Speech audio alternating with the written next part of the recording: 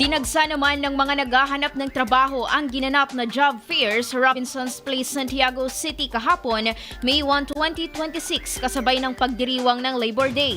Sa naging panayam ng IFM News Team kay Attorney Remedios Teves, Assistant Regional Director ng Department of Labor and Employment Region 2, sinabi nitong malaking bagay ang ganitong mga programa upang mapunan ang mga kakulangan ng trabaho sa buong bansa.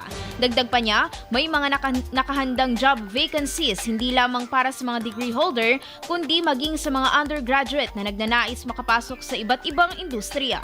Ang ating mga senior high school, meron po tayong mga jobs na ino-offer na pwede naman sila mag-apply doon. And we talk with the employers na open sila na mag-accept ng mga applicants na hindi pa graduate pero at least senior high.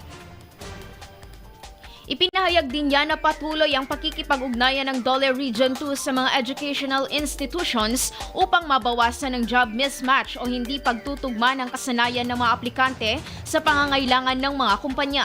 Samantala, napabilang naman sa natanggap sa trabaho o hired on the spot si Hazel Santos mula sa bayan ng Cordon Isabela. Aniya, bagamat kinakabahan ay sinabi nitong hindi makatutulong ang kaba pagdating sa paghahanap ng trabaho. Actually, nakakakaba po kasi syempre first time. Sa lahat ng first time naman natin kinakabahan tayo. Pero kapag nandun na tayo sa spot, grab it na. Kasi kahit malayo tayo sa nag-graduate natin, sipin natin na hindi tayo mapapakain ng hiya natin.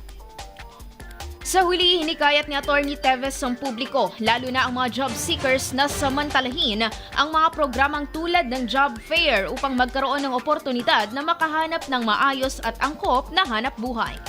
IFM News.